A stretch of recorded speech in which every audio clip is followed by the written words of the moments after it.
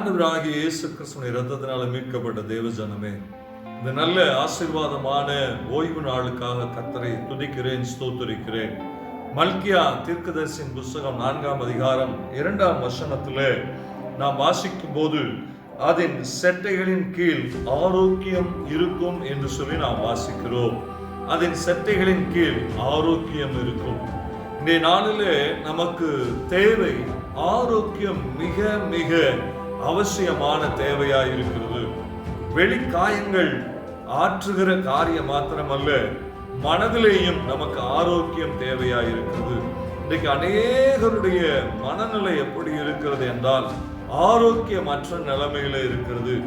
ஆரோக்கியம் இல்லாத சூழ்நிலையில இன்றைக்கு அநேகர் வாழ்ந்து கொண்டு இருக்கிறத நம்ம பார்க்கிறோம். மன உளைச்சலோடு கூட, மன பாரங்களோடு கூட, மன கவலைகளோடு கூட இன்றைக்கு அநேகருடைய வாழ்வு இருக்கிறத நம்ம பார்க்கிறோம். வேதம் நமக்கு சொல்லுகிறது, அதன் செட்டைகளின் நிழலிலே ஆரோக்கியம் இருக்கும் என்று சொல்லி. ஆமா, இயேசு கிறிஸ்துவுடைய செட்டைகளின் நிழல் நமக்கு ஆரோக்கியப்படுத்தும். இயேசு கிறிஸ்துவுடைய செட்டைகளின் நிழலிலே நாம் பரிபூர்ண ஆரோக்கியத்தை நம்மாலே பெற்றுக்கொள்ள முடியும். இன்றைக்கு இந்த வார்த்தைகளை கேட்டுக்கொண்டிருக்கிற தேவ ஜனமே, ஆண்டவராகிய இயேசு கிறிஸ்துவின் செட்டைகளின் நிழல் என் மேலே வந்து தங்குவதாக, என்னை ஆரோக்கியப்படுத்துவதாக சொல்லி நாம் அவருடைய சமூகத்தில் ஜெபிக்கும் போது நம்முடைய உள்ளான காயங்களாகட்டும், சரீரத்தில் இருக்கிற காயங்களாகட்டும், நமக்கு பரிபூர்ண சுகத்தையும் ஆரோக்கியத்தையும் இயேசு கிறிஸ்துவின் தழும்புகள் நமக்கு பெற்று தரும். இன்னைக்கு ஜெபிப்போமா?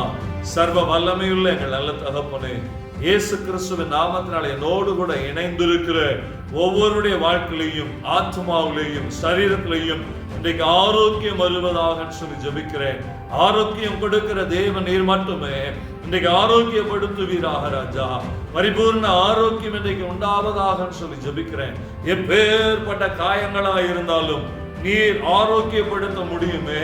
அந்த ஆரோக்கியம் உடைய பரிசுத்த ஆவியினாலேயும் கர்த்தருடைய ஆவியினாலேயும் வருவதாக சொல்லி ஜெபிக்கிறேன். நீர் அப்படி செய்கிறதுக்காக நன்றி செலுத்துகிறோம். இயேசு கிறிஸ்துவின் நாமத்தினாலே ஜெபிக்கிறோம் எங்கள் நல்ல பரிசுத்த பிதாவே. ஆமென், ஆமென். நிச்சயமாகவே கர்த்தர் ஆரோக்கியப்படுத்துவார். God bless you. God bless you.